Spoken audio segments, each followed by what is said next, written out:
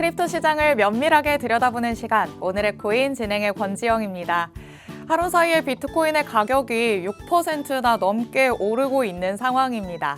이렇게 이제 코인이 오른다더라 라는 소식이 전해지면 관심이 없었던 분들도 하나둘씩 모여들기 마련이죠. 지금 시청하고 계신 분들 중에서도 이제 막 암호화폐 투자를 시작했다라는 분이 계시다면요. 섣부르게 바로 투자를 시작하지 마시고 오늘 전문가님이 해주시는 시장 체크를 통해서 좀 시장부터 들여다본 다음에 전략을 세워보시면 어떨까 싶습니다. 우선 저희는 간밤에 마감됐던 뉴욕 증시 상황부터 살펴보도록 하겠습니다. 주말에 도널드 트럼프 전 대통령의 피격 사건이 있은 후로 첫 거래일이었죠. 다행히 주요 3대 지수는 모두 상승불 켠재로 마감했습니다. 다우지수 0.53% 상승하면서 4211선에서 마쳤고 나스닥 지수도 0.4% 오르면서 18,472포인트 선에서 거래 마쳤습니다. 여기에 S&P 500 지수까지 계속해서 올라가는 모습을 보이죠. 0.28% 오르면서 5,631포인트 선에서 장 마쳤습니다. 피격 사건으로 시장의 불확실성이 커지지 않을까라는 우려감도 있기는 했었지만 간밤 뉴욕 증시의 결과로 본다면 투자자들은 11월에 이 도널드 트럼프 전 대통령이 우세하다라고 판단하는 것처럼 보입니다. 이에 트럼프 당선 수혜를 입을 것으로 예상되는 투자처로 자금이 몰리면서요. 이른바 트럼프 트레이드 현상이 포착이 됐습니다. 트럼프 관련주인 트럼프 미디어 앤 테크놀로지 그룹 TMTG는 31%나 상승을 했습니다. 여기에 TMTG의 제휴업체인 비디오 플랫폼 럼블도 20% 오르는 모습을 보였고요. 또 트럼프 전 대통령이 조 바이든 대통령의 총기 규제를 풀겠다라고 공약을 한 것과 또 교도소 민영화 입장을 고수해온 것의 영향으로 총기 제조 업체인 스미스앤웨슨의 주가도 11% 올랐고요. 민영 교도소 운영사인 GEO의 주가가 9% 넘게 상승하는 모습을 보였습니다.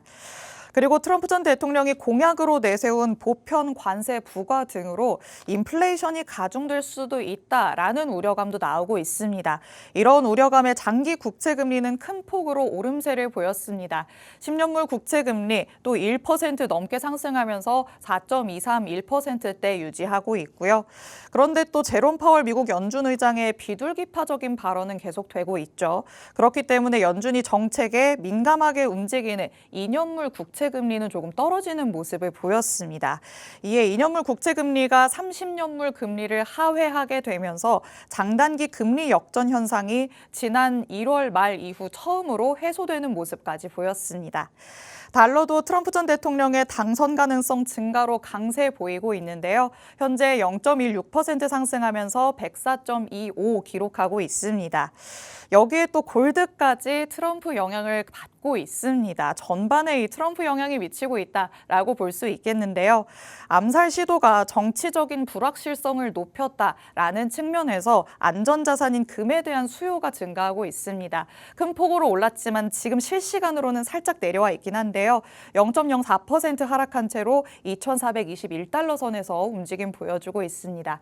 이렇게 뉴욕 시장 분위기 계속해서 활활 불타오르고 있다라는 거 체크해 봤습니다. 그럼 저희는 글로벌 시가총액 순위까지 확인해 보도록 하시죠. 10위에서 계속 움직이고 있는 비트코인이지만 그 안에서의 움직임은 조금 양상이 달라졌습니다. 지난 어제를 기준으로 해서는 6% 넘게 올랐다라고 말씀드렸는데요. 이 때문에 마켓캡이 1조 2천억 달러를 다시 넘어선 모습입니다. 11위인 TSMC와의 격차 다시 한번 벌렸고요. 9위인 메타와의 격차는 조금 더 좁혀질 수 있었습니다. 상단에서의 움직임 크게 변화는 없습니다. 그런데 지난 한 달 사이의 변화를 보면 상단에서의 움직임은 꾸준히 우상향을 그리고 있는 반면에 비트코인의 모습은 내려왔다가 다시 올라가는 모습이죠. 이 올라가는 모습이 조금 더 유지가 되면 좋겠다라는 생각이 들기는 합니다. 자, 마지막으로는 암호화폐 시세까지 만나보도록 하겠습니다. 지금도 계속해서 좋은 흐름 보여주고 있습니다. 비트코인 전일 대비해서 크게 올라가고 있고요. 지금은 64,000달러대에서의 움직임을 보여주고 있습니다. 어제까지만 해도 61,000달러를 회복했다. 좋겠다라고 말씀을 드렸었는데 그보다도 하루 사이에 더 많이 올라와 있는 모습 확인하실 수 있습니다. 이더리움 같은 경우에도 크게 어제에 비해서 올라왔습니다. 실시간으로는 조금 내려가고 있는 것 같긴 하지만 현재도 3,467달러 선에서의 움직임 보여주고 있습니다. 시총 상위단에서는 BNB 코인도 어제에 비해서 굉장히 많이 올라갑니다. 7%대 상승률 보여주고 있고 솔라나 역시도 8% 가까운 상승률 보여주고 있습니다. 여기에 밈코인까지 조금 활활 타오르는 모습을 보이면서 전반적으로 시장이 조금 올라왔다라고 얘기를 할 수 있겠습니다. 이렇게 시장 전반이 분위기가 좋다 보니까 말씀드렸던 것처럼 없던 관심도 생기기 마련입니다. 덮어놓고 있다가 다시 지금 또 확인해 보시는 분들도 있으실 것 같은데요. 이럴 때일수록 시장을 조금 더 침착하게 바라봐야 하지 않을까 싶습니다. 오늘 전문가님 모셔보면서 시장에 대해서 조금 더 탐구를 해보도록 하시죠. 오즈 파트너스의 퍼즐 대표님 나와주셨습니다. 대표님 어서 오세요. 네, 안녕하세요. 퍼즐입니다. 오늘도 도움되는 자료 많이 가지고 왔으니까요. 매매 전략을 세우시는데 꼭 도움이 되었으면 좋겠습니다. 네, 대표님이 말씀을 하신 것처럼 오늘 대표님이 말씀해 주시는 부분을 참고를 하셔서 매매 전략을 조금 성공적인 방향으로 가져가 보시면 좋을 것 같습니다. 그럼 시장에 대한 얘기부터 당연히 해봐야겠죠. 대표님, 시장 분위기가 지난주에 저희가 방송할 때랑은 정말 상반됐다라고도 얘기할 수 있을 것 같아요. 제가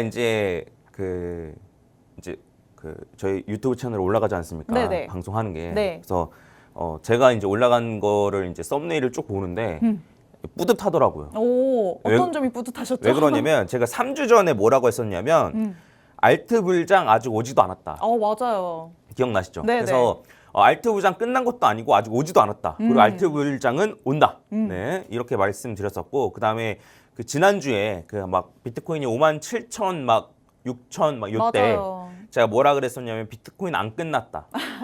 네, 바로 지난주에 여러분. 그쵸. 그래서 비트코인 안 끝났다 해서 비트코인이 계속 올라가는 거에 대한 근거 해가지고 이제 반감기에 그 전고점 대비 전고점 돌파하는 기간이랑 네. 반감기 이런 거 제가 하나하나 다 따져가면서 앞으로 이제 더 큰 불장이 남아있다라고 제가 이제 말씀을 드렸고 네. 그 하락장인 것 같다라고 외치시는 분들은 본인 계좌를 보고 그렇게 생각하시는 걸 텐데 네. 한번 비교해보라고 말씀드렸잖아요. 그래서 한번 근거를 한번 잘 찬찬히 보시고 지금 과연 끝났는지 안 끝났는지 한번 잘 생각해 보셨으면 좋겠다라고 말씀드렸는데 네. 어쨌든 뭐 한 분이라도 네, 제가 이제 말씀드린 걸 듣고 좀 멘탈을 다 잡으셨으면은 저는 만족합니다. 네, 그래서 좀 적재적소에 제가 좀 말씀을 드렸다라고 생각이 좀 들고 오호. 그래서 좀 뿌듯하다.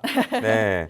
뭐 그렇다고 뭐 이렇게 뭐 잘났다 이런 게 아니고 네. 네, 그래서 어쨌든 멘탈 잘 잡으셨으면 좀 다행이다라고 생각하고 최악은 손절한 거죠. 아, 그쵸. 네. 내려갔을 때 이제 네, 패닉셀이 네, 나타났었다면 조금 그분들은 지금 마음이 쓰리시지 않을까 싶어요. 네, 뭐 어쩔 수 없죠. 네, 지나간 거니까. 네. 근데 이럴 때 막 급하게 다시 사는 것도 나쁜 선택은 전 아니라고 생각을 하는데 다시 올라갈 거니까. 장기적으로 올라가니까. 근데 이제 샀다가 떨어지면 다시 팔고 이런 식으로 멘탈이 나가버리면 일단은 매매에서 손을 좀 떼고 네. 한 1, 2주라도 좀 쉰 다음에 다시 찬찬히 보시는 걸 추천드립니다. 그래서 내가 어떤 부분에서 잘못했지?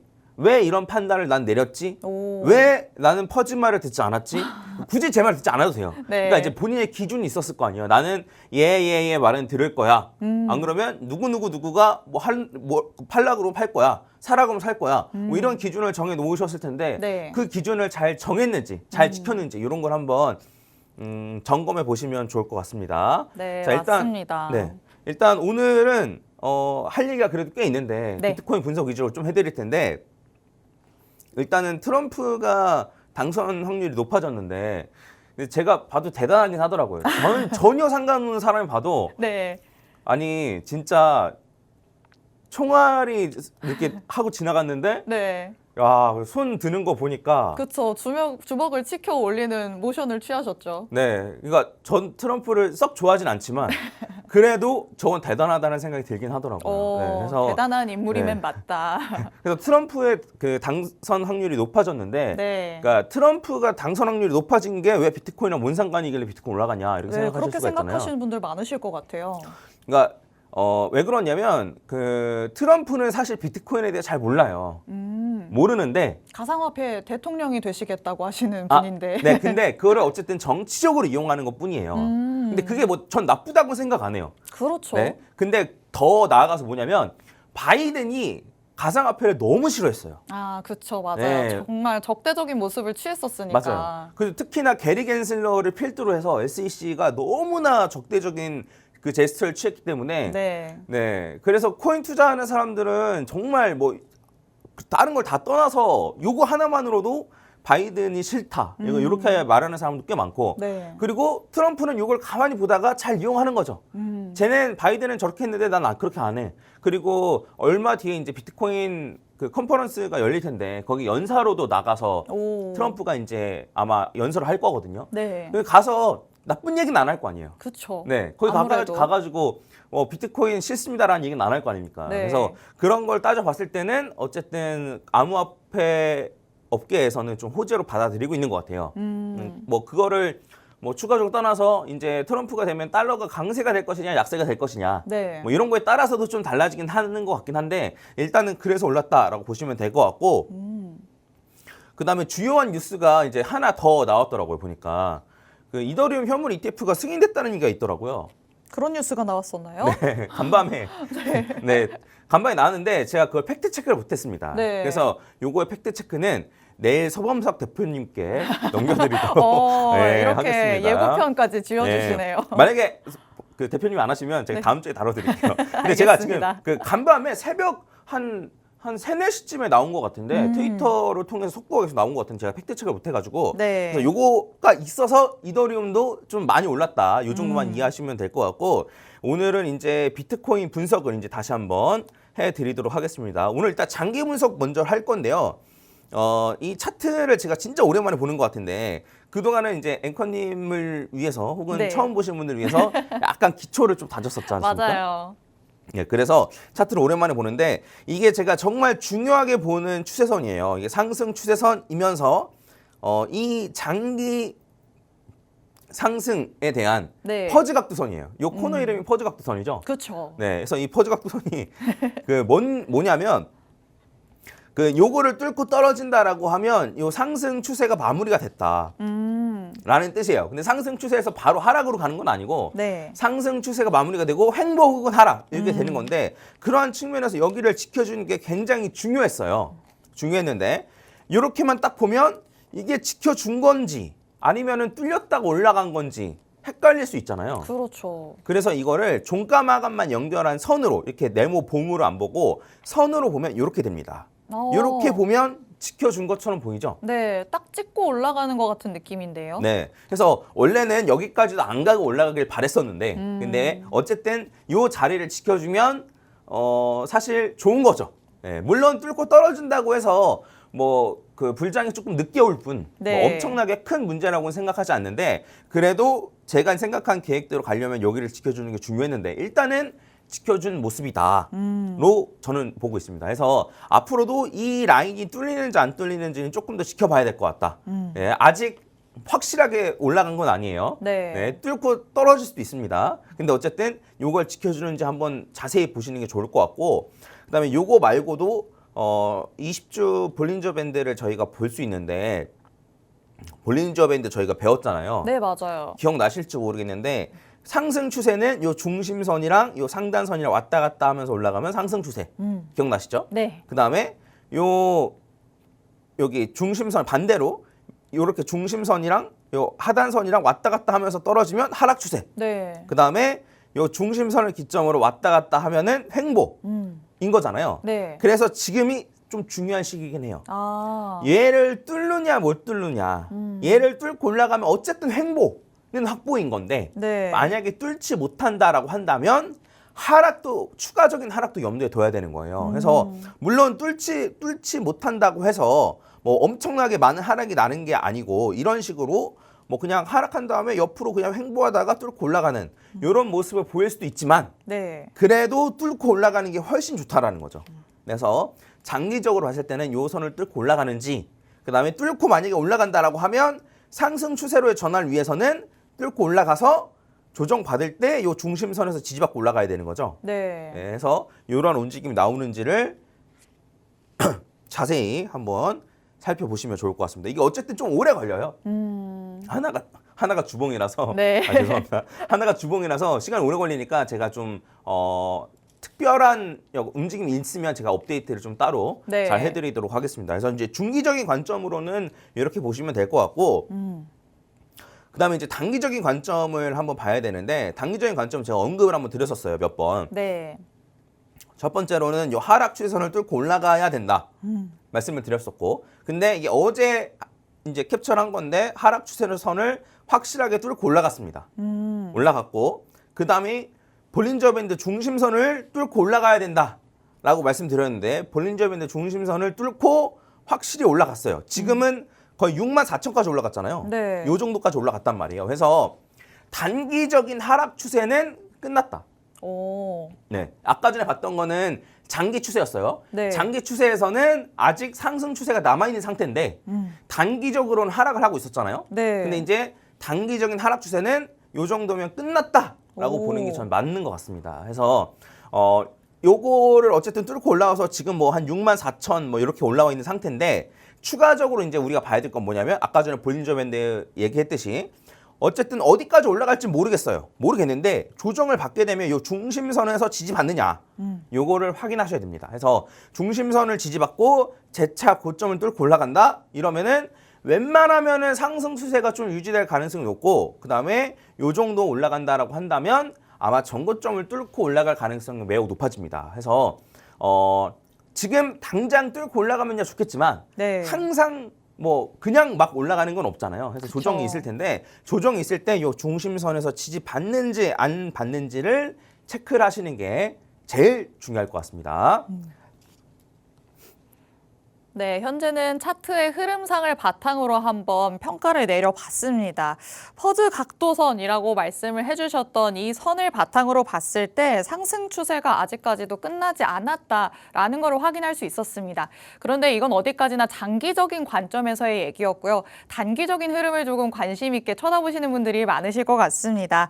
단기적으로 봤을 때에도 그래도 볼린저 밴드 상에서 중심선을 뚫고 올라가는 모습을 보였습니다. 그렇기 때문에 단기적으로도 하락 추세는 끝났다고 볼 수 있다라고 얘기를 해주셨는데요.